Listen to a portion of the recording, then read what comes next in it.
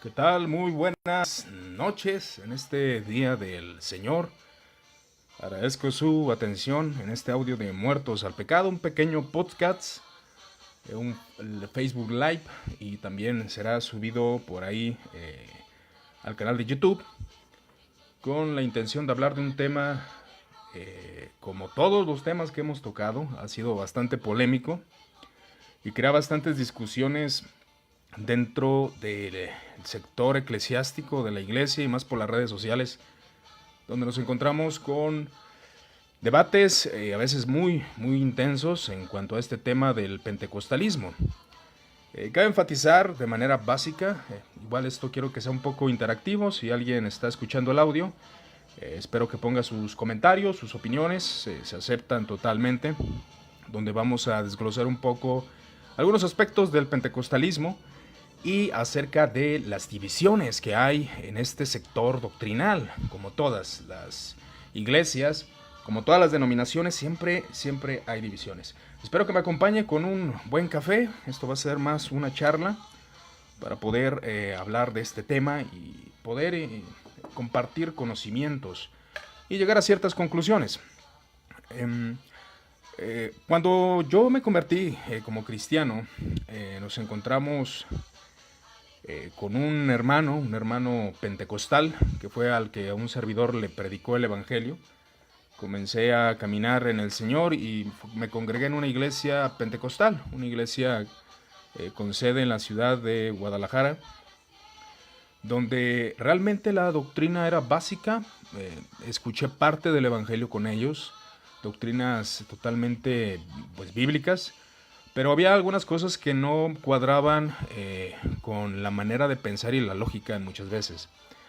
Como momentos en los cuales declarar, había una cierta combinación, ya que el pastor de esta iglesia tenía una ortodoxia considerable, al menos en los puntos básicos del cristianismo. Pero había su esposa llamada pastora y otras personas que realmente creían demasiado en la expulsión de demonios, lo enfatizaban de manera bastante intensa e irracional muchas veces. Quiero comentar que no estuve de acuerdo con este movimiento. El Señor me salvó por medio de la predicación del Evangelio de una persona pentecostal. Y fui regenerado, fui transformado, no conocía doctrina teológica reformada o alguna teología. No, era realmente los comienzos de mi vida como cristiano. Ya enfatizando ese punto, ya comenzamos a ir a otra iglesia pentecostal. Otra iglesia en la cual la predicación era bastante cristocéntrica. El mensaje se equilibraba. Ellos creían en los dones del Espíritu Santo. Se creía en muchas expectativas que se determinaban. Pero la predicación siempre hablaba del arrepentimiento, la regeneración, de la importancia del estudio de las Escrituras.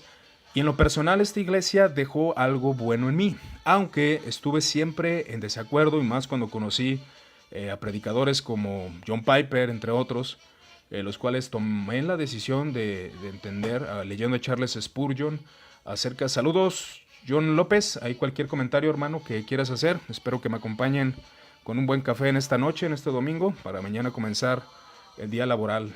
Así que en esta pequeña conversación, hablando del pentecostalismo, volviendo al punto, tomé la decisión pues de cambiar mis doctrinas en muchas cosas que los pentecostales abrazaban. Pero para esto conocí demasiados hermanos pentecostales, por eso me atrevo a decir que este pentecostalismo es un pentecostalismo ortodoxo. Es un pentecostalismo, se podría decir, de la primera o la segunda ola, en la cual es muy importante enfatizar. Comencé a rechazar el pastorado femenino leyendo a Charles Spurgeon y obviamente leyendo las escrituras y algunos otros aspectos que como cristiano comienzas a abrazar porque es la tradición o es la doctrina que te comienzan a enseñar. Algo que siempre he enfatizado con el calvinismo, con el arminianismo, con el metodismo, es de que debemos de distinguir todos los movimientos de manera histórica y realmente conocer cuáles son las divisiones que hay. Un pequeño debate por ahí en el Facebook, cerca en el Facebook personal, que viene siendo público también, comenzamos a ver que muchas personas confunden lo que es el movimiento de Cash Luna, de Maldonado, de todas estas personas, y lo asocian con el pentecostalismo clásico. Este pentecostalismo moderno se le conoce como la tercera ola, que es el neopentecostalismo, que hacen el énfasis en las guerras espirituales, en las sanidades, en hablar en lenguas, en las borracheras espirituales. Todo esto realmente es una aberración doctrinal y es totalmente heterodoxo en muchas cosas. Y realmente, en lo personal, rechazo todos estos movimientos. Rechazo la manera en la cual han presentado un cristianismo ignorante. Como vemos, el neopentecostalismo, quiero que lo compare, hermano, quiero que lo compare en su mente con el hipercalvinismo. ¿Por qué quiero hacer esta asociación? Porque siempre, hermano, históricamente, en la historia de la iglesia, siempre ha habido desvirtudes, se ha desvirtuado una enseñanza doctrinal y la intención primaria cae en una aberración. En el caso de los calvinistas, los cuales desarrollaron el tulip, después de esto vino el hipercalvinismo, el cual llevaba a la gente a tener un enfriamiento doctrinal totalmente fuerte. Pero ¿cómo comenzó este movimiento de la primera ola? La primera ola es reconocida desde el año 1901 al 1947. Resultó de algo legítimo, una intención correcta acerca de cómo se debía de predicar a la gente. Todos los despertares, la mayoría de los despertares siempre intentan buscar adorar a Dios y predicar el evangelio. Es algo bien importante que debemos reconocer. Con sus errores, claro que sí. ¿Qué movimiento cristiano no ha tenido errores? Todos los movimientos cristianos considero que han caído en un error y históricamente lo podemos rastrear. Y eso es muy importante de poder ver, como en el caso de John Wesley, él siendo anglicano, al ver la muerte espiritual y la poca pasión que había de la predicación, John Wesley tomó la decisión de ir a predicar el evangelio a las calles cuando estaba prohibido. Y podemos ver así con diferentes movimientos. El pentecostalismo, vuelvo a referir, comenzó en el año 1901 al 1947 y se buscaba una renovación de los dones espirituales. Lo que es la segunda ola es la renovación carismática. Aún la Iglesia Católica fue influenciada por esta renovación. Mucha gente comenzó a reconocer el pentecostalismo como algo legítimo. De hecho, si usted ve en lo que son las encuestas, se va a encontrar, si usted es mexicano, con las encuestas del INEGI, cuáles, aunque ellos lo engloban, dicen que la mayoría de las iglesias son protestantes, pero realmente los que son más en número es la iglesia pentecostal.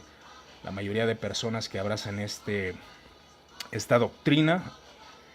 Y bueno, todas tienen sus divisiones, hermanos. Todas rechazan sus doctrinas entre ellos. Entonces podemos ver que hay tres movimientos. Los repito, es la primera ola, que es el pentecostalismo clásico. La segunda ola, que es la renovación carismática, que aún la Iglesia Católica, según el Papa Juan XXIII, dice que era legítimo y que se aceptara una renovación dentro del seno de la Iglesia. Y así sucesivamente con el neopentecostalismo, que es lo que conocemos ahora, que cae en una, disculpen la palabra, pero una ignorancia terrible y con una actitud totalmente reprobable en muchos aspectos. Aunque bueno, podríamos analizar la vida de estos predicadores y tal vez hallar algo positivo, pero realmente no es tan palpable. El crecimiento de la iglesia pentecostal es muy importante, algo que enfaticé. Estaba leyendo un libro, este libro, no recuerdo el nombre del expositor, igual se los debo, al final se los proporciono, pero es Bautista. Él hizo un libro acerca de la historia de las iglesias en Latinoamérica, y las iglesias mantuvieron un crecimiento principalmente con personas indígenas. Si usted se fija, va a Veracruz, si usted puede ir a alguna parte de México, no sé, en Chile o en otros lugares donde hay indígenas, donde hay gente de bajo recurso, podemos encontrar a pentecostales, porque la doctrina pentecostal fue sistematizada para aquellos creyentes. Igual, si alguien de aquí es pentecostal y tiene algún dato, algún comentario que probablemente estemos diciendo tal vez incorrectamente, les pido por favor que hagan alguna corrección. En este aspecto, Los pentecostales comenzaron a aceptar lo que es el evangelio, o más bien los que se iban a convertir al pentecostalismo, ya que la religión católica y otras religiones estaban basadas para personas con altos recursos, personas con posición económica y con conocimiento educativo, teológico. Entonces, el movimiento pentecostal aprovechó. ¿Quién fue el iniciador del movimiento pentecostal? ¿De dónde proviene el pentecostalismo? ¿Proviene del diablo acaso? Bueno, proviene de lo que es la iglesia metodista, un hombre llamado Charles Fox Parham, del año 1873 al 1929, fue el padre del movimiento pentecostés. Él fue el que comenzó a predicar. Y él decía que la evidencia de recibir al Espíritu Santo era hablar otras lenguas, algo que ya se había perdido. Cabe mencionar que yo soy de la posición cesacionista, pero voy a mencionar lo que este hombre creía sin intentar torcer sus argumentos, tomando en cuenta que voy a citar lo que él decía, ¿no? O más bien lo que él creía. Y él creía en esa evidencia de otras lenguas. Y es algo que considero un error, ya que después de él, un hombre llamado William J. Seymour, él decía que era algo necesario, que tú hablaras en lenguas.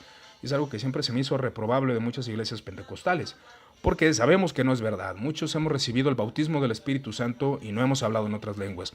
Solamente recibimos la potencia del Espíritu Santo y recibimos la regeneración. Entonces, yo no estoy en acuerdo con esto, pero él creía eso. Y él asocia con la palabra llamada la glosolalia, que habla de que puedes hablar en otras lenguas, y conectó eso con su teología de manera crucial para la creación del pentecostalismo, con un movimiento distinto, un movimiento que trajera una nueva vida a lo que era la iglesia metodista, iglesias bautistas, que muchas de ellas, como todas las iglesias, pasan por un momento de enfriamiento. Y esto trajo que estas personas comenzaran este movimiento, este deseo de hacer algo nuevo, de hacer que su doctrina creciera y que la iglesia se considerara a sí misma como una iglesia fuerte en dones, fuerte en sanidades, que pudieran ver una manifestación como en el libro de los Hechos. Las iglesias pentecostales fueron, llenadas por afroestadounidenses y mexicanos estadounidenses. Por eso es muy común que los americanos, de hecho esto ya es de la cuestión nacional de México, que muchos de los que se iban a Estados Unidos, no sé si usted tiene parientes en Estados Unidos que se hicieron cristianos, usted les pregunta y ellos van a decir que son pentecostales. La mayoría de ellos conocieron el evangelio allá, eran drogadictos, eran cholos, narcotraficantes, y allá conocieron el evangelio y resulta que son pentecostales. Por eso estoy en contra, a pesar de tener mi posición doctrinal, en contra del sectarismo religioso. Hermanos, muchos, un servidor y otros, fuimos convertidos por medio de la predicación del evangelio de hermanos pentecostales clásicos.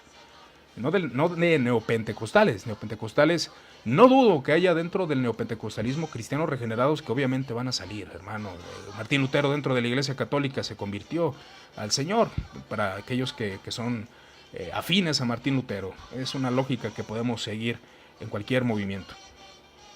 Parham utilizó ideas teológicas contemporáneas para crear un mensaje que dirigió a las necesidades sentidas por personas profundamente religiosas pero económicamente pobres. Era un mensaje para los pobres. Y esto tiene repercusión, hermano. ¿Por qué tiene repercusión? Esto ya es de cuestión psicológica, hablando de cómo los cristianos, de hecho los pentecostales, suelen decir la letra mata y ese tipo de cosas que pues son erradas, pero tenían una intención primaria. La intención primaria era que estos hombres conocieran lo básico sin la necesidad de tener conocimiento amplio. Su educación era baja, por lo tanto necesitaban un mensaje básico, un mensaje que no tuviera tantos términos sistematizados teológicos para que la gente comprendiera el evangelio. Por eso realmente sí tuvo repercusión, porque muchos de los pastores pentecostales no tienen una preparación, no tienen un estudio teológico. Y de hecho lo pude ver en las iglesias pentecostales donde estuve. Había pastores que sí leían, que sí se esforzaban, que tenían un buen don de enseñar, pero había otros que realmente toda la enseñanza hablaban de experiencias y no había un concepto doctrinal. Realmente no aprendías acerca de la historicidad de la iglesia. Y bueno, tenemos a William Seymour, que era pentecostal. William J. Seymour, del año 1870 al 1922. Él tenía sus pequeños estudios bíblicos, conoció a Parham, le enseñó la doctrina, él aceptó. y fue trasladado a un edificio abandonado que era la calle Azusa, donde fueron miles de convertidos y viajaron para ver ese nacimiento del pentecostalismo. Este hombre fue expulsado de la iglesia bautista por abrazar la doctrina de Faram. Ángel Osman, que también es otro reconocido pentecostal, él fue el primero en hablar en lenguas. Entonces los anteriores aparentemente no habían hablado en lenguas, pero lo que es él sí comenzó a hablar en lenguas. Bueno, esto lo pongo entre comillas. Usted tiene su posición teológica, yo la mía, así que es entendible el punto que voy a desglosar. También lo que es Gaston Barnabas Cashwell, él formó su iglesia pentecostal en los Estados Unidos, que surgieron iglesias de la Santidad Pentecostal, Iglesia de Dios, Iglesia de Santidad Bautista por Fuego, la Santidad de Iglesia Unida de América y la Iglesia Bautista Pentecostal. Así es, iglesias bautistas pentecostales. Y ahí se formaron los futuros líderes M.M. Pinson y H.G. Rogers, que fueron futuros líderes de las fundadas y conocidas iglesias como las Asambleas de Dios, la cual de manera, no voy a generalizar, pero la mayoría de Asambleas de Dios que he conocido han sido decadentes, muchas en su teología. No todas, algunas se mantienen firmes. Hay algunos cristianos que desean predicar el evangelio. Y de hecho de Asambleas de Dios tenemos un exponente reconocido, es David Wilkerson. David Wilkerson pertenecía a las Asambleas de Dios y ahí es donde David Wilkerson desarrolla muchos mensajes cristocéntricos y un hombre respetado por muchos. Lo que es Faram, él en su historia, muchos metodistas simpatizaron con su movimiento. Cabe enfatizar de nuevo que es una línea del metodismo, aunque algunos tal vez no estén de acuerdo. Se enfatizaba sobre la santidad, estaban obsesionados por la sanidad divina y la posibilidad de hablar en lenguas. Eso era bastante emocional. No es malo emocionarse, yo considero que es bueno emocionarse por las cosas del Señor, pero realmente la emoción sabemos que cae en un extremo. Los extremos siempre serán malos, en cualquier iglesia, en cualquier denominación, en cualquier posición teológica. Los excesos siempre hacen daño y el sectarismo es muy evidente en las redes sociales. Entonces, muchos se enfatizaban en hablar en lenguas como señal del bautismo del Espíritu Santo. Y es algo que considero un error, vuelvo a repetirlo, ya que muchos cristianos hemos recibido el Espíritu, el bautismo, pero no hemos hablado otras lenguas.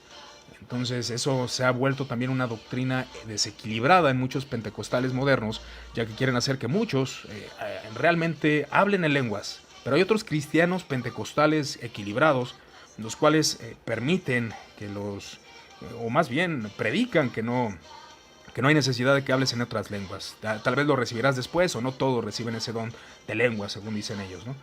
Entonces también se generó lo que es las Asambleas de Dios y la Iglesia Pentecostal Unida, la Iglesia Pentecostal de Dios, entre otras iglesias bastante conocidas. El movimiento carismático, también como comentamos en la enseñanza al principio, que había un movimiento carismático de la Iglesia Católica. Al ver este movimiento, la Iglesia Católica tomó parte también de este movimiento de la Iglesia carismática. La renovación carismática fue el énfasis de la idea de los dones del Espíritu Santo, de poder recibirlos, de esa emoción. Aunque lo que es el cristianismo clásico, sí predicaban a Cristo, a este crucificado, tenían sus métodos, pero también enfatizaban estos puntos de la renovación espiritual y de todo lo que se iba a hacer, ¿no? con este nuevo movimiento. También fue un estímulo para las relaciones primarias. Esto que voy a citar es a continuación del libro de un bautista. Al final les comento cuál es el nombre.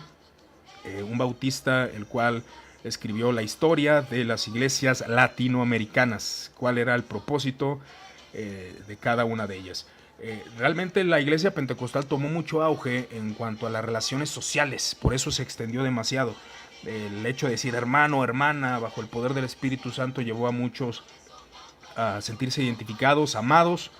De hecho hay muchos lugares de drogadicción, los cuales son para aquellos adictos que tienen que dejar las drogas. Tiene un cierto corte pentecostal, por lo mismo de que esta influencia del pentecostalismo realmente influenció la sociedad en la cual se vio rodeada de esta doctrina, de esta enseñanza, lo que es México, Chile, Argentina y otros lugares, los cuales puede ser evidente, porque vuelvo a insistir, muchos conocimos el Evangelio por medio de pentecostales.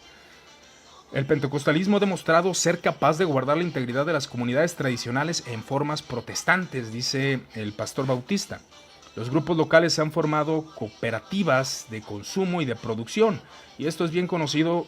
Muchos pentecostales realmente penetran la sociedad, ponen letreros de personas que necesitan ver, que les regalan los anteojos y cosas así. Estas cosas de ayuda social, atención médica, escuelas. De hecho, en México hay una iglesia conocida que también es pentecostal, que no estoy de acuerdo con su doctrina, pero aquí estamos enfatizando cómo este tipo de iglesias comenzaron a infiltrar la ayuda social. El pentecostalismo cumplió en Latinoamérica el papel que el metodismo jugó en Inglaterra en el siglo XIII. No fue las iglesias presbiterianas, aunque también hicieron su labor, iglesias bautistas que vinieron a lo que es México y a distintos lugares de Latinoamérica. Y podemos notar cómo en Inglaterra en el siglo XVIII, con el movimiento metodista, se comenzó a trabajar, y también el pentecostalismo en América Latina hizo su fuerte. Aunque muchos argumentarán, y conforme vi los detalles de algunos comentarios de algunos hermanos y aparentes hermanos, acerca de que los pentecostales eran heréticos, eran personas desequilibradas. Muchos sí lo son. También sería tapar el sol con un dedo decir que no, pero había pentecostales, y yo los conocí, pentecostales ortodoxos, prefiero decirles de esa manera, ¿no? Los pentecostales tuvieron éxito en acumular capital económico, y eso es muy importante en las iglesias. Las iglesias que tienen poder suelen ser aquellas que mandan a misiones. Por ese motivo el pentecostalismo es tan conocido en América Latina, aún en África, en Inglaterra y en otros lugares. Eso fue algo que llevó al crecimiento. Para un hombre llamado Stoll, el pentecostalismo es la base para una reforma social en Latinoamérica. Ellos querían, de hecho hubo legislaciones de congregaciones que hicieron un ecumenismo, tanto iglesias bautistas, metodistas, en Latinoamérica, para llevar el evangelio. Y decían ellos: no vamos a pelear con la iglesia católica, lo que vamos a hacer es evangelizar a la gente. Aunque el método de evangelismo son bastante conocidos, como el de Billy Graham, de otras personas que llegaron a estos lugares, que es una manera de evangelizar que muchas veces no es muy productiva, y aún ellos lo reconocieron en muchos aspectos. El pentecostalismo alcanza a los pobres, eso fue algo habitual, algo que se notó. La esperanza que se le ofrecía en un contexto cultural a las personas con el pentecostalismo, y esto llevó a muchos engaños. En muchas iglesias pentecostales, por el continuismo que abrazan, en una opinión netamente personal, he visto manipulaciones con la famosa frase: Dios me dijo, Dios dijo esto, Dios manda que hagas esto, Dios dice que des esto. Y es algo que se vio repetitivo en muchas iglesias, a pesar de ser pobres. Pero también hubo manifestaciones en las cuales los cristianos se vieron rodeados de una comunidad que amaban. De hecho, si usted llegó a conocer estas iglesias, el amor fraternal era una familia, era como una familia en las iglesias pentecostales. Y esto ayudó a adaptarse a cambios sociales, y era una autonomía frente a las relaciones de la sociedad y el Estado. La gente tomaba fuerza de estas relaciones en las iglesias pentecostales, lo cual llevó al crecimiento del pentecostalismo. Vuelvo a enfatizar, como dice el apóstol Pablo: donde invocan el nombre del Señor están lo que son los cristianos, los verdaderos creyentes. Sería bastante sectario decir que del movimiento pentecostal. De hecho, aquí hay varios pentecostales. Está por ahí Abraham Josué Quintero, está John López, que no es pentecostal, Emanuel Flow, del Flow, que viene siendo bautista. Entonces, cada uno de ustedes probablemente haya tenido una relación con los pentecostales, ¿no? En este sentido, el pentecostalismo no es un movimiento reactivo o factores exogéneos al mismo, sino una expresión profunda de vivencias espirituales que ha buscado por lo que se ha optado libremente. De hecho, muchos pentecostales se les adjudica la palabra de Dios no es religión, es relación, que no es nada nuevo, que de hecho siempre se ha utilizado en muchas religiones, de poder tener una relación con Dios.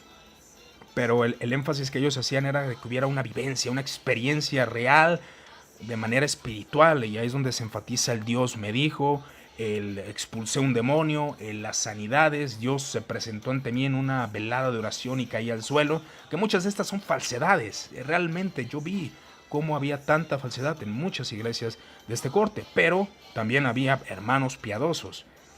Y como diría algún predicador, yo creo que los dones han cesado, o los milagros, pero Dios no. Dios sigue operando, dice Sujel Michelén, de manera parafraseada. Y bueno, los cesacionistas creemos de que Dios sigue procediendo y haciendo milagros y hay eventos providenciales, pero no de la misma manera y de la misma continuidad que en el libro de los Hechos. Según el escritor de este libro, la clave del crecimiento pentecostal tiene que ser buscada en el pentecostalismo mismo y el mensaje de la salvación que éste proclama. Esto lo dice un hombre llamado Juan Sepúlveda. El pentecostalismo, según este libro, consiste en 4 puntos. La experiencia pentecostal no consiste tanto en una nueva doctrina. Ellos no enfatizaban la doctrina como una nueva experiencia con Dios. Un encuentro directo con Dios sin ningún tipo de mediación. Esto habla de que ellos creían en una nueva experiencia, una experiencia viva, una experiencia palpable, un encuentro con Dios sin ningún tipo de mediación, sin sacerdotes, aún sin el hecho de estar congregado. El punto número 2 dice que la experiencia pentecostal indica que este encuentro con Dios es intenso, es decir, por medio del Espíritu Dios invade la vida del creyente, es donde hay manifestaciones, donde el cristiano se siente con poder para ir a predicar el evangelio, entre otros detalles que podemos enfatizar de lo que creen los pentecostales. Dice John López: yo estoy rodeado de pentecostales, mi hermano, en mi país, Nicaragua, el pentecostalismo acapara la mayor parte del sector protestante. Es correcto, John. Aún con la nueva reforma, muchos intentan, y de hecho muchos pentecostales han sido influenciados por el nuevo calvinismo y han sido, convertidos a las doctrinas de la gracia. Algunos no, algunos la rechazan. De hecho hay ataques contra el calvinismo de parte de pentecostales, unos ataques bastante débiles, otros ya un poco más sólidos, pero muchos de ellos han querido implantar la nueva reforma. Vamos a ver qué pasa con un tiempo, ¿no? El punto es predicar, porque cada quien quiere predicar su nueva reforma y es algo que en lo personal creo. Algunos están predicando de alguna manera, los bautistas reformados, los presbiterianos, los nuevos calvinistas, cada quien hace su reforma como en el tiempo de la reforma. Martín Lutero tenía su movimiento, Wittenberg, Zwinglio en Suiza y en Ginebra, que también estaba lo que era Juan Calvino, cada quien tenía su movimiento reformado, los anglicanos. Entonces siempre hay divisiones entre la reforma. ¿Cómo es que queremos reformar la iglesia? En este tiempo es un buen detalle. Dice Emanuel: en mi ciudad está lleno de pentecostales, pero hay algunos que son más conservadores. Siempre vamos a encontrar diferente tipo de pentecostal. Unos muy religiosos, otros bastante legalistas, otros realmente equilibrados. Esto no es algo del pentecostalismo. En cualquier iglesia, mi hermano, hay que ser objetivos. En cualquier iglesia vamos a encontrar ese tipo de detalles. En la bautista reformada, como muchos dicen, en la presbiteriana, siempre va a haber personajes o dilución de la predicación del evangelio en varias iglesias presbiterianas que realmente no predican el evangelio. Se ha visto, hermanos. Entonces ahí es donde nosotros tenemos que poner énfasis en conocer la historicidad y a basarnos en las escrituras, claro, estudiarlas, indagar el mensaje cristiano en el centro y la predicación del evangelio. El punto número 3 es: la experiencia pentecostal no ocurre en la soledad. Ellos decían, sino por lo contrario dentro de una comunidad aceptante. Ahí el énfasis de estar reunidos, veladas de oración y todo este tipo de detalles, ¿no? La experiencia pentecostal, que es el punto número 4, con Dios que el pentecostalismo proclama, es anunciada en el lenguaje del pueblo. Ahí es donde ya no se utiliza la teología del pacto, no se utiliza la soteriología, la escatología, la eclesiología, entre otros detalles de términos que el principio regulador, que la kenosis, y es algo que yo estoy en contra del movimiento. Disculpen ustedes, pero mucho del pentecostalismo se ha separado de la historicidad de la iglesia, no reconoce los primeros concilios ecuménicos, rechaza muchos aspectos históricos. Entonces ahí es donde, cuando te aíslas, es donde se forman ya sectas realmente alejadas del cristianismo ortodoxo. Eso es bastante importante tenerlo en mente. Pero estas personas, el pentecostalismo desarrolló el interés de la libertad religiosa. Dice lo siguiente: es posible que la lucha por la libertad de conciencia y de cultos haya sido uno de los puntos de mayor dinámica en el trabajo protestante de este periodo, hablando de los años 1900, entre otros detalles. Dice Manuel, de nuevo, no todos, pero hay muchos que rechazan totalmente la teología, y eso es un grave peligro. El rechazar la teología, el rechazar el conocimiento histórico. Por eso, hermanos, en mi opinión, esta es mi opinión, igual usted puede tener una opinión diferente. Por eso el nuevo calvinismo tomó mucha fuerza en Latinoamérica. ¿Por qué? Porque el calvinismo es una doctrina lógica, una doctrina que realmente tiene peso en muchas cosas. Y la gente, al no tener una doctrina correcta, los jóvenes más que nada, comenzaron a ver el intelectualismo en esta doctrina, y por tanto fue fácil apartarse del pentecostalismo moderno, ya que no hay conocimiento ni de los padres de la iglesia, ni de la Reforma, ni de otros detalles, ni de la Edad Media, ni de los exponentes como Ambrosio, etcétera, ¿no? Muchos exponentes de la iglesia. Dice el hermano Ricardo Valencia: en mi ciudad hay pentecostales carismáticos y se nota diferencia entre ellos. Sí, claro, definitivamente va a haber diferencias, Ricardo. Siempre va a haber diferencias teológicas, aún entre los mismos nuevos calvinistas, cada quien cree diferente. Entonces, hermanos, ahí es donde entra un poco la tolerancia. Y si queremos entrar en debate, claro, yo soy cesacionista, probablemente usted es continuista, podemos hablar, dialogar respecto a estos puntos y por qué motivo soy cesacionista, ¿no? Y dice John López: en Nicaragua la mayoría rechazan la teología, además de que están infectados del evangelio de la prosperidad. Ellos ya son de la tercera ola, John, y realmente es un, al menos en mi opinión, es un movimiento ya reprobable en muchos aspectos. Enfrente del combate explican carácter fuertemente polémico y anticatólico. Siempre la iglesia pentecostal se ve por un espíritu anticatólico, muchos de ellos, ¿verdad? No todos. Por ahí no sé si siga Abraham o otros exponentes por ahí del Facebook que he visto que hacen énfasis en los padres de la iglesia, entre otros detalles. Entonces, pero hay muchos pentecostales que sí rechazan Clemente de Alejandría. No, ellos son griegos, ellos son herejes. Nosotros por eso vamos a las raíces judías. Ahí es donde entra esto del judaísmo implantado en muchas iglesias pentecostales. Y con esto del pandero, donde por ahí hicimos un chiste sarcástico acerca de la historicidad del pandero. Conozco panderistas. De hecho, una de mis mejores amigos y amigas en este caso, porque pues, los panderos masculinos, pues bueno, ahí sí, eso sí es un poco reprobable, ¿no? Pero ya, bueno, no poco, realmente para mí es reprobable, pero bueno. En lo que es el detalle de las panderistas, son hermanas las cuales poco a poco pues les he ido conversando acerca de la teología, acerca del culto, de la liturgia, y ellas han aceptado un poco, pero sé que son mujeres piadosas, sé que son personas que aman al Señor, pero pues la práctica realmente no se me hace muy necesaria para la iglesia.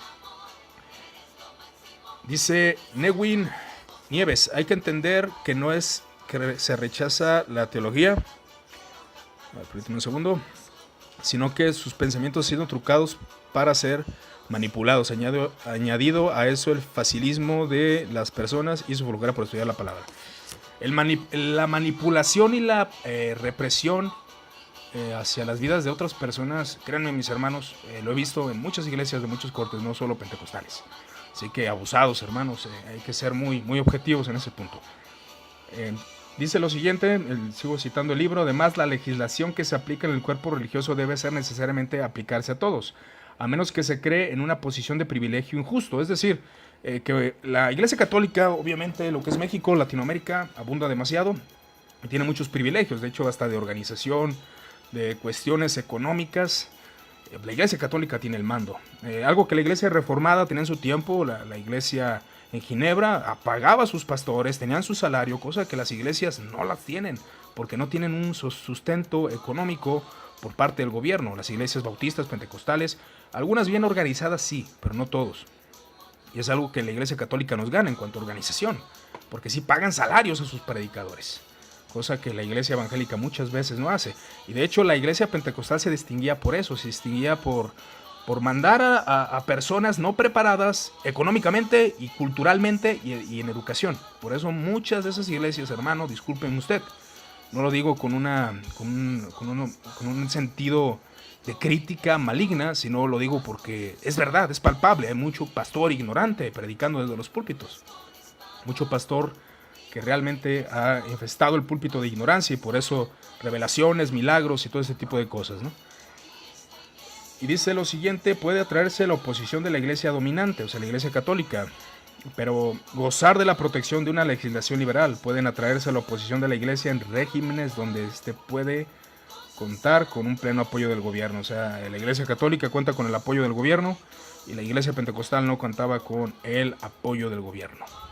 Entonces, tomando el énfasis de estos puntos, a la conclusión que quiero llegar es de que el movimiento pentecostal guarda algunos puntos de la ortodoxia. No vamos a estar de acuerdo, porque no podemos estar de acuerdo en todo, pero es una realidad que el movimiento pentecostal hizo una labor de evangelización. Muchos han sido infestados por doctrinas heréticas, ya lo he repetido, Cash Luna, todos estos personajes que pues no son, se le puede considerar heterodoxos, realmente desapegados del cristianismo histórico. Aunque la doctrina de la prosperidad no es nueva, esto ya tiene de siglos antes. Acerca de un Charles Spurgeon se enfrentó a muchos que predicaban la prosperidad económica, aún los fariseos y lo que eran los saduceos. Más bien los saduceos, ellos enfatizaban la riqueza, el poder, la bendición de Dios te daba economía. No es algo nuevo, entonces es donde nosotros tenemos que indagar. Conclusión en este punto, si tienen algún otro comentario, Emanuel dice, otro dato que doy, no todos los pentecostales, obviamente no hay preparaciones de sermones o mensajes. Es correcto, es lo que comentábamos, Emanuel. Tienes mucha razón en ese aspecto. La falta de preparación es algo que distingue mucho a los pentecostales. Por eso, mucha gente, de hecho, charlando con una hermana que es apologista, dijo un comentario que me parece muy inteligente. Ella dijo que lo que es la gente piensa por el bombardeo de las redes sociales que el pentecostalismo es Cash Luna, es Maldonado, estos videos donde vemos personas revolcándose en el piso y toda clase de cosas bastante extrañas y heterodoxas, nada que ver con el cristianismo histórico. Y la gente piensa que ser pentecostal es eso, cuando ya hemos enfatizado que ellos, de hecho, hay páginas que han atacado lo que es el pentecostalismo, ¿no? Y realmente no hacen la distinción que hay históricamente hablando. La distinción histórica es como los nuevocalvinistas llamarse reformados, pues eso no es válido, ya que no son reformados son los presbiterianos. Ellos son los que abrazaron la doctrina de Juan Calvino, todas las confesiones reformadas. Ellos son los que son reformados. Entonces, el pentecostalismo, tenemos que distinguirlo por estos 3 puntos: la primera ola, la segunda ola y la tercera ola. Ya mencionamos cuáles son cada una de ellas, pero vuelvo a decirlas por si alguien acaba de entrar. La primera ola es el pentecostalismo clásico, la segunda ola es la renovación carismática, donde se hizo más énfasis en los dones, y la tercera ola donde ya se salió de la ortodoxia y ya guerras espirituales, prosperidad, sanidad interior, que los demonios hay que liberarlos, etcétera, etcétera, ¿no? Bueno, las personas, no los demonios, ¿verdad? Entonces, son detalles importantes, mis hermanos, que tenemos que tomar en cuenta del pentecostalismo.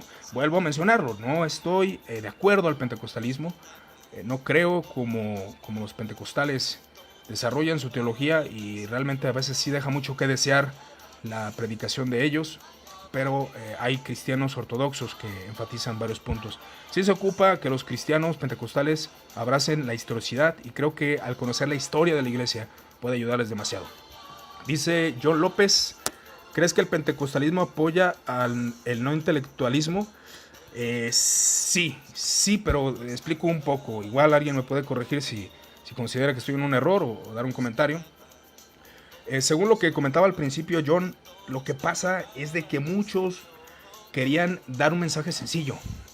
Como la gente era pobre, como la gente no conocía de confesiones, no conocía de liturgia, no conocía nada, que de hecho ellos lo asociaban con el catolicismo romano, y para ellos muchas veces era reprobable.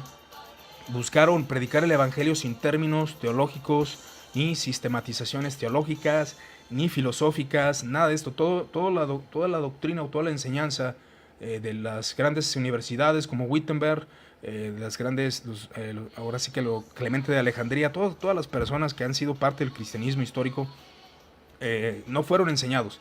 Entonces, por eso, para muchos fue un sabor diferente cuando se empezó a mencionar a Juan Calvino, a Martín Lutero, se empezó a mencionar a John Owen, a John Wycliffe, y todos los reformadores. Cuando empezaron a conocer más de la iglesia, pues fue un boom bastante fuerte. Por eso muchos dejaron de ser pentecostales para añadirse a alguna iglesia histórica en ese aspecto. Sí fue una buena intención, fue la intención de no hacer que la gente no entendiera el mensaje del evangelio no se hablaba que la imputación, no se mencionaba la regeneración, la santificación progresiva, la elección de Dios. Esas doctrinas no son conocidas porque ellos querían solamente predicar lo básico. Cristo murió por tus pecados, arrepiéntete y cree, y Él te perdonará, y ya entra la transformación, la vida en santidad, esa santidad, como dicen, la santidad progresiva o la perfección cristiana, donde el cristiano comenzaba a manifestar lo que es la doctrina, ¿no? O más bien la vida práctica. Entonces sí apoyó al antiintelectualismo. De hecho ahí se conoce como la letra mate y todo este tipo de cosas. ¿Por qué? Porque las personas no tenían un estudio teológico, no tenían universidades. Tú ve al calvinismo del año después de la Reforma, ve a la universidad bueno, no vayas porque no puedes, pero más bien en tu mente, en la historia, considera la Universidad de Ginebra, Wittenberg, o sea, eran universidades, mis hermanos, eran lugares de grandes pensadores. Entonces no se puede comparar uno con otro.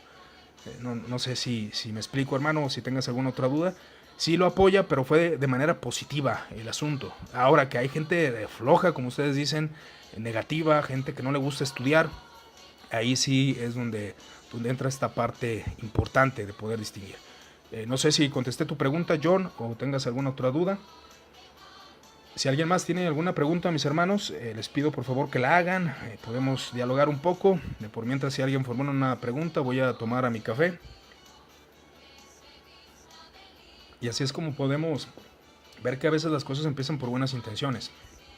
Es como el calvinismo cuando desarrolló sus doctrinas, la elección de Dios, la soberanía, Dios tiene todo en control, pero eso llevó a mucha gente al hipercalvinismo. Y ahí es donde mucha gente dejó de predicar el evangelio, una pobreza espiritual bastante fuerte. Todo está determinado, no hay necesidad de que hagamos nada. Y eso fue lo que trajo el despertar del anglicanismo, en este caso el metodismo y otras cosas que fueron reconocidas. No sé si tengan alguna otra pregunta, mis hermanos, referente al tema. Vuelvo a insistir, mi posición es muy distinta al pentecostalismo.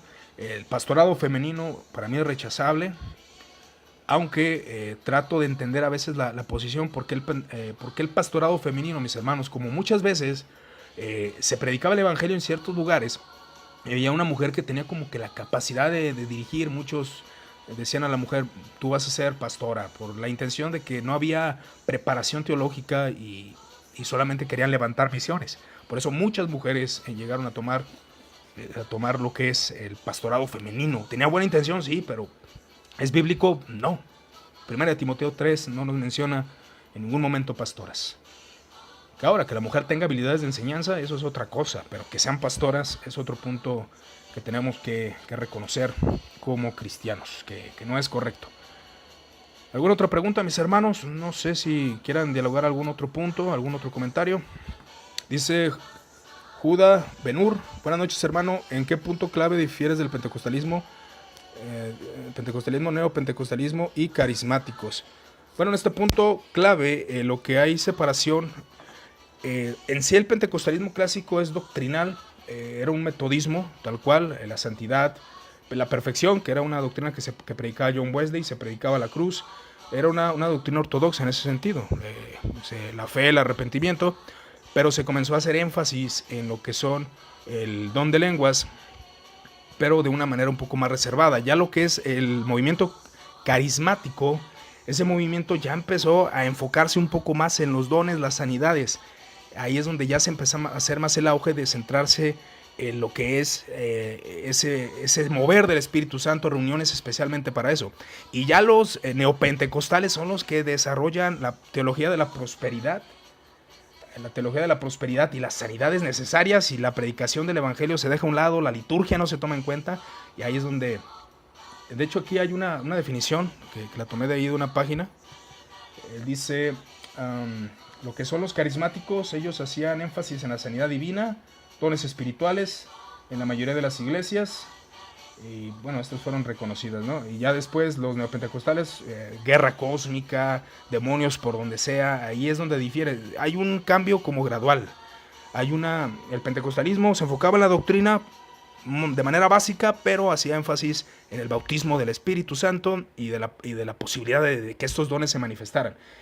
Ya la renovación carismática, renovación de los dones, empezó a hacer énfasis en las sanidades, reuniones solamente para eso.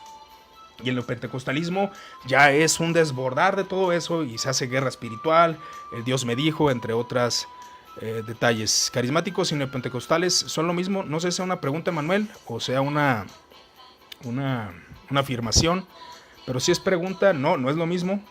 Hay un énfasis bastante distinguido entre ellos. Los otros sí mencionan doctrina, pero hacen énfasis algo ya más fuerte acerca de lo que es, por eso se le conoce como renovación carismática, la renovación de los dones aquí ahora. Ahí es donde se desprendió ya la necesidad de que si tú recibías el bautismo del Espíritu Santo, el bautismo del Espíritu Santo, es una aclaración, bueno, básicamente no es lo mismo, Emanuel, no es lo mismo. Hay una distinción histórica. El pentecostalismo es el 1901 a 1947 y lo que es el 1960 al 1981 la renovación carismática. La tercera ola es el neopentecostalismo. Es muy diferente, mis hermanos. Es algo que necesitamos tener muy en mente, mis amigos. No sé si alguna otra pregunta más que tengan referente al tema. Yo considero lo que veo el neopentecostalismo es herético. No de manera abierta, porque algo que cabe enfatizar es de que lo que se le conoce como herejía es aquello que está en contra de los primeros concilios ecuménicos. Yo creo, termino la otra pregunta y ahorita contesto la de González. Entonces, es herético, ¿por qué? Porque disminuye, el mensaje cristiano es totalmente diluido. De hecho, no te das cuenta que estás en una iglesia cristiana. De hecho, es un movimiento tan moderno, tan extraño, que históricamente, no hay predicación, no hay liturgia, no hay una adoración real en estos aspectos, y por eso llega a ser herético, ya que rechaza doctrinas y no son predicadas doctrinas de los primeros concilios, la divinidad de Cristo, el señorío de Cristo, la resurrección de los muertos, la cruz de Cristo, todas estas doctrinas que son centrales en el cristianismo, mis hermanos. Por eso es muy importante que las tengamos bien en conciencia. Y tuve una predicación de Cash Luna, no es mencionado el Señor ni su redención, menciona el nuevo nacimiento ahí de vez en cuando, pero bueno, ahí es donde entra su entendimiento analítico. Y dice González, ¿qué tipo de pentecostalismo podría considerarse de sana doctrina? El pentecostalismo que yo considero de sana doctrina es el pentecostalismo clásico, hermano. El clásico. ¿Por qué? Porque ellos guardan muchos puntos de la ortodoxia del metodismo. Y aparte, pertenecí a una iglesia muy conocida aquí en Guadalajara, de un pastor que tiene, creo que la iglesia más grande de Guadalajara. Y él guarda muchos puntos de la ortodoxia. Él predicó la regeneración, el nuevo nacimiento, la justificación por medio de la fe, la santidad progresiva, la glorificación, todas estas doctrinas. Entonces, de sana doctrina creo que el pentecostalismo entra, y aún lo que es la renovación carismática también entra en muchos aspectos, pero es un poco más delicado hablar de ello, ¿no? Dice Ricardo Valencia, buenas noches. ¿Crees que la mayoría de los pentecostales casi no mencionan a Cristo y su sacrificio?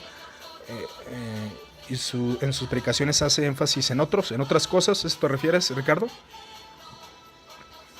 Sí, de hecho sí, hermano. De hecho, como venimos diciendo, a veces no se niega abiertamente los puntos de la ortodoxia, pero no se predican, y viene siendo lo mismo.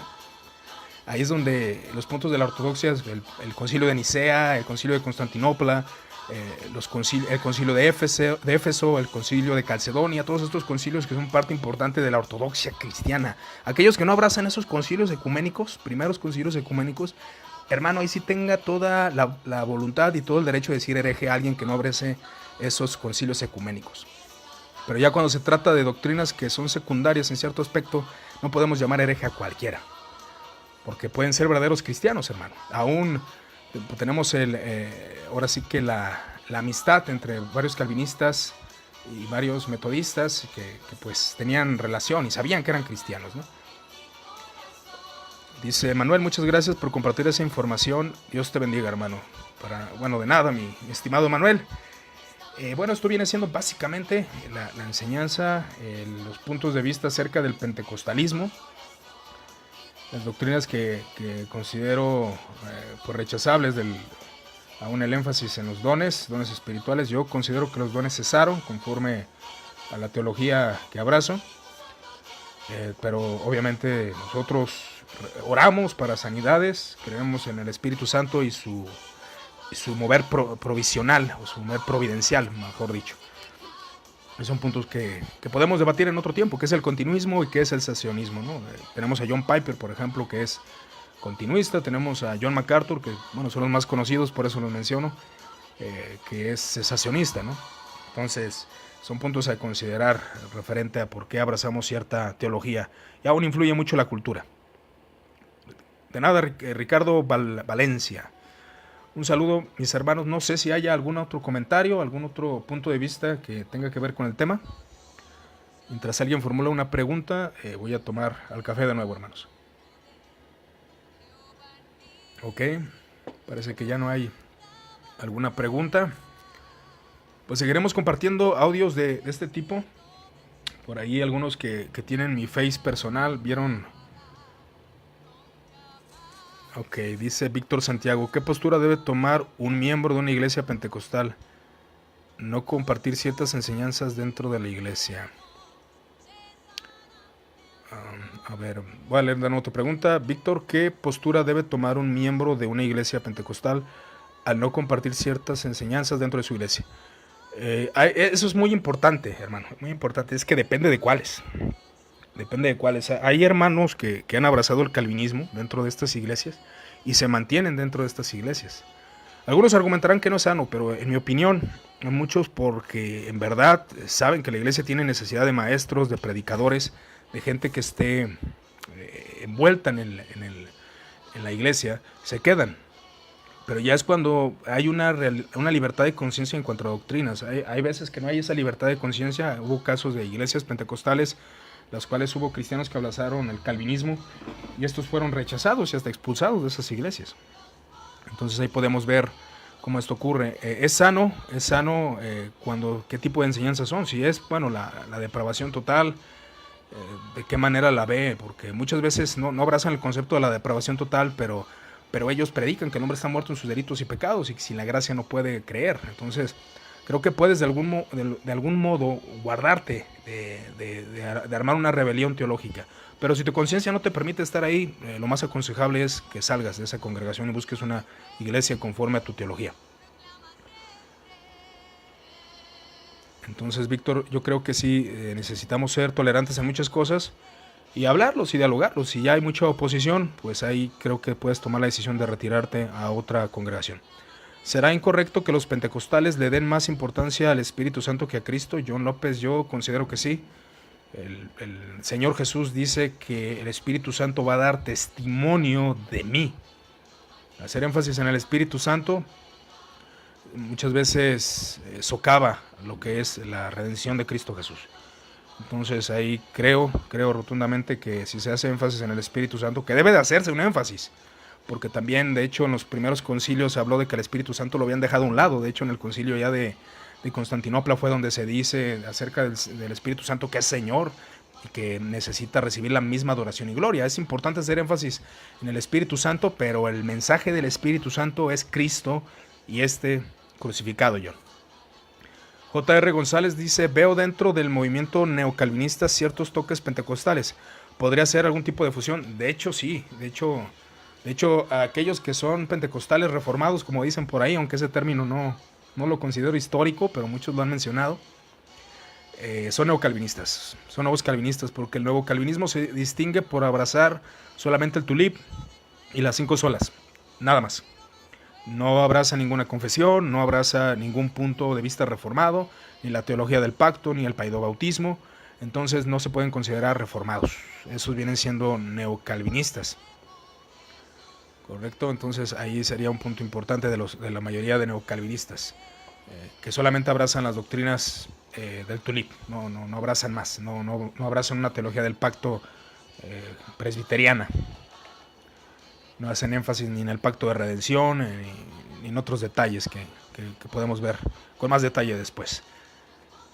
Dice, igual no sé si tienen alguna duda, John o JR González, igual si contesté bien o tienen otra duda, por favor formulen la pregunta. Y dice Judá Ben-Hur, de la película, yo creo. Hermano, tengo una duda, en algún momento escuché sobre las iglesias pentecostales en Brasil, no estoy seguro si es de Asamblea de Dios, que abrazan las doctrinas de la gracia y en su liturgia se les veía con sotana negra, cuello clerical y acto de liturgia. ¿Podrías aclararnos algo? Gracias, hermano. Hermano, ahí sí te voy a quedar mal, desconozco. No conozco si realmente, aunque sí ha habido movimientos, de hecho hay un movimiento en México de anglicanos pentecostales que abrazan aún el paedobautismo y ese tipo de enseñanzas y ellos pues son más reformados en ese sentido, reformados católicos anglicanos, a eso me refiero. Entonces puede ser que sí, de hecho hay ese tipo de fusiones en muchas iglesias, definitivamente las hay. De hecho la mayoría de las iglesias son fusiones, aunque pues, algunos quieren jactarse de la pureza doctrinal y dicen que no hay fusiones, ¿verdad? Pero es importante que distingamos de manera histórica los puntos de vista teológicos. ¿Alguna otra pregunta, mis hermanos? Referente al tema de, hablemos un poco del pentecostalismo. Es donde podemos empezar a estudiar la historia de la iglesia, hermanos, desde los padres apostólicos, la Edad Media, la Reforma, el movimiento puritano, y tal vez estoy metiendo otros movimientos, los cuaqueros, la Reforma Radical. Toda esta información de doctrina nos puede ayudar a crear un juicio más inteligente. Porque algo que es muy conocido, hermanos, es la manipulación, la utopía religiosa, donde mucha gente piensa que algún movimiento fue perfecto, en santidad, la gloria de Dios se vio manifestada. Sí, es verdad, hubo muchas conversiones, pero siempre hubo imperfecciones y cosas negativas en los movimientos teológicos, así como el pentecostalismo. Si ustedes observaron, traté de hablar lo bueno del pentecostalismo, pero también puntos negativos del pentecostalismo. Igual podemos hablar así de cualquier movimiento teológico, de manera objetiva, de manera analítica, y pues también comentar en qué doctrina no estamos de acuerdo y entablar un diálogo en ese aspecto. Si tienen alguna otra pregunta, mis hermanos, pueden hacerla sin ningún problema. Estamos aquí para servirles. Bueno, si no hay ninguna otra pregunta, mis hermanos, sería todo por mi parte. Les agradezco su gran atención. Cualquier cosa estamos a sus órdenes. Y pues esperamos ir haciendo audios hablando de movimientos históricos. De hecho, ahí en el canal de YouTube estamos hablando de la filosofía cristiana, aspectos de por qué las personas abrazaban ciertos puntos de teología. También estamos hablando del triunfo del cristianismo, que habla de cómo el cristianismo penetró la cultura. También estamos haciendo un estudio de la institución de la religión cristiana y pues ahí hacemos énfasis de lo que Calvino creía, de lo que realmente él abrazaba y de lo que, pues, en mi opinión, algunas doctrinas que no estoy de acuerdo con el reformador, pero es válido estar en desacuerdo. Pues les doy gracias por su atención, que Dios me los bendiga. Si no tienen alguna otra duda, algún otro comentario, si fueron aclaradas sus dudas, igual si no fueron aclaradas, pueden mandar su pregunta por medio de inbox y seguimos en contacto. Y también un saludo para todos aquellos que escuchen este audio en YouTube, a todos los que están suscritos, gracias por sus comentarios, también los he recibido, y los comentarios de la página de Facebook. Que tengan una excelente noche y que Dios los bendiga.